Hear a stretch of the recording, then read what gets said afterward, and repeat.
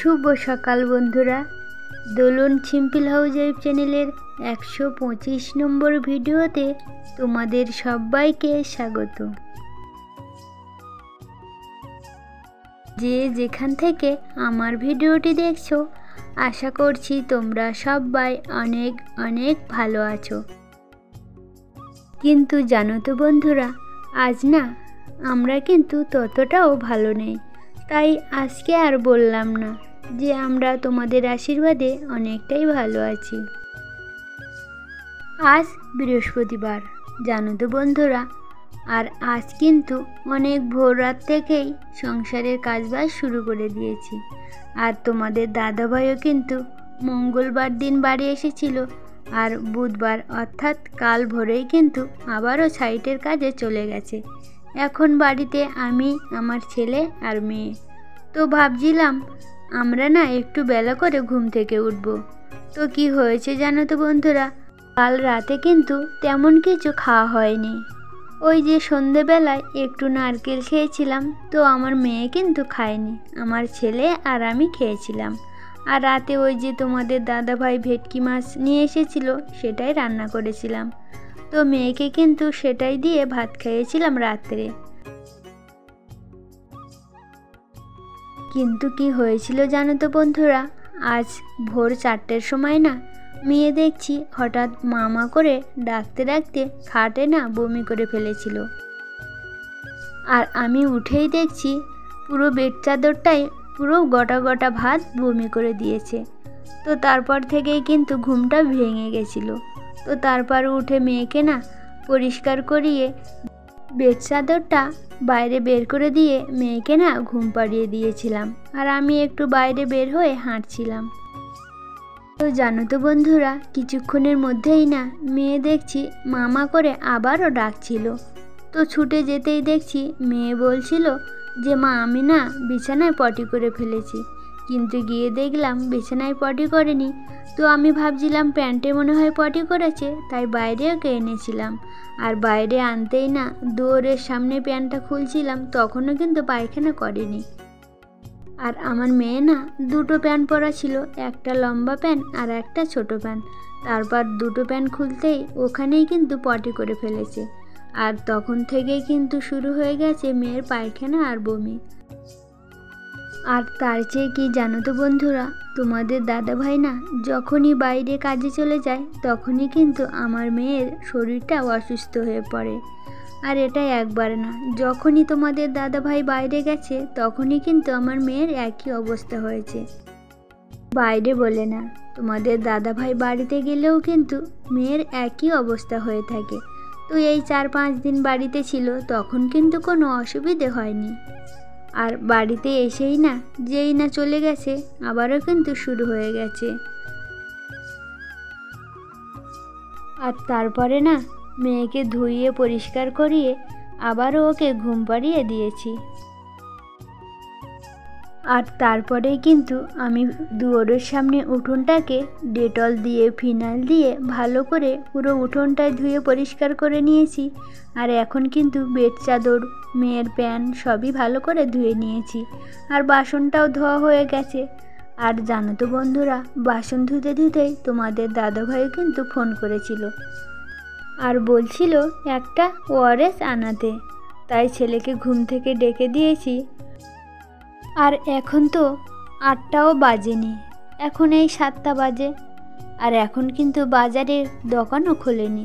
তাই ছেলেকে বলছিলাম তুই মুখ ধুয়ে রেডি হয়ে থাক, কিছুক্ষণের মধ্যেই 8টা বেজে গেলে একটু ওআরএস আনিয়ে দিবি। আর বাইরের কাজ করতে করতে আমার কিন্তু ঘর বারান্দা কিছুই ঝাঁট দেওয়া হয়নি। তাই বাসনগুলো ধুয়ে নিয়ে এসে ঘরটাও ভালো করে ঝাঁট দিয়ে একটু পরিষ্কার করে নিচ্ছিলাম।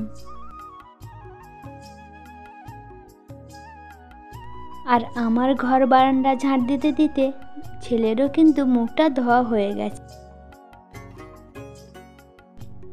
আর মেয়েও কিন্তু সেই তখন থেকেই ঘুমোচ্ছে। আর কি মনে হয় জানো তো বন্ধুরা, ওর মনে হয় রাত্রে খাওয়ারটা হজম হয়নি, তার জন্যই সারা রাত ঘুমও হয়নি। আর ভোরের দিকেই কিন্তু অসহ্য হচ্ছিল, তার জন্যই বমিটা করে দিয়েছে। তো যাই হোক, মেয়ে ঘুমোতে ঘুমোতে আমি না একটু ঘরটাকে ভালো করে মুছে নিচ্ছি। আর তাছাড়াও আমার মেয়ের যখন শরীরটা খারাপ হয় না, তখন কিন্তু ভীষণ ঝামেলা করে। এমনিতেও এত বড় হয়ে গেছে, এখনও কিন্তু ভাত তুলে খাইয়ে দিতে হয়, আর অসুস্থ হলে তো আর কথা নেই।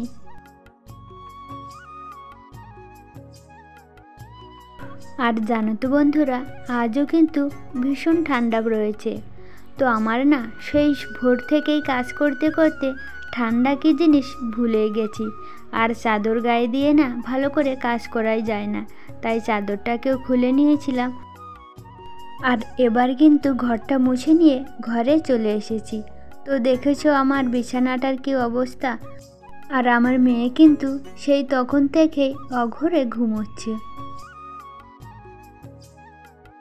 আর ভোরবেলা ঘুম থেকে উঠলে কিন্তু কত যে কাজ কমপ্লিট হয়ে যায়, তবু যেন টাইম শেষই হয় না। আর বেলা করে ঘুম থেকে উঠলে কাজ শেষ হবার আগেই কিন্তু টাইম শেষ হয়ে যায়। তো দেখো, কাজ করতে করতে এখনও কিন্তু 8টা বাজেনি, তাই আবারও বসে পড়েছি মেশিনে কাঁথা সেলাই করতে। ছেলে একটু বাজারে যাবে বলে ওর প্যান্টটাও একটু সেলাই করে দিচ্ছিলাম। তো দেখো, কিছুক্ষণের মধ্যেই কিন্তু কারেন্টটাও চলে গেছিলো।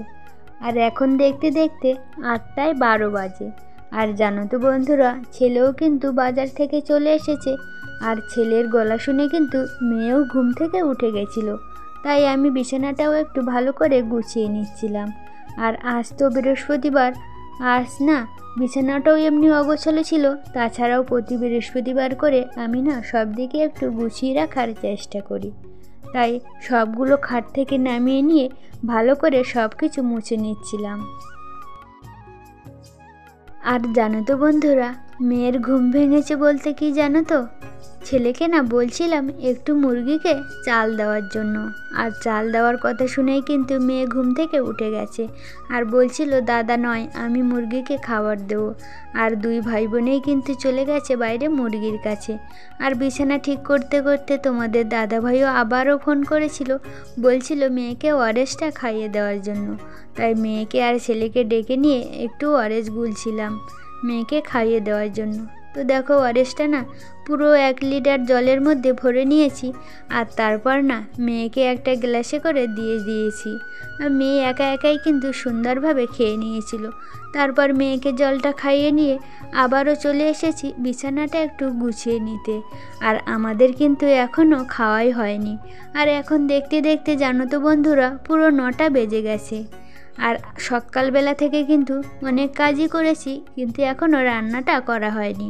কাল রাতে না ভাত রেখেছিলাম সবাই মিলে খাওয়ার জন্য, সেটাই এখন গরম করে সবাই মিলে খেয়ে নেব। এখন বাজে দুপুর 2টো।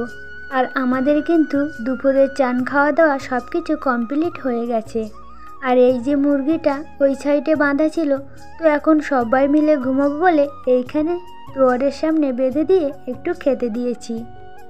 আর জানো তো বন্ধুরা, ছেলে মেয়ে কিন্তু ঘরেই ঘুমোচ্ছে। আর কাল যে জামা কাপড়গুলো কেচেছিলাম ওগুলো না শুকনো হয়ে গেছে, তাই বসে বসে একটু ভাঁজ করে রাখছি। তো বন্ধুরা, আজকের ভিডিওটি এখানেই শেষ করছি। তোমাদের সাথে দেখা হবে পরের ভিডিওতে। তোমরা সবাই ভালো থেকো, সুস্থ থেকো। ধন্যবাদ।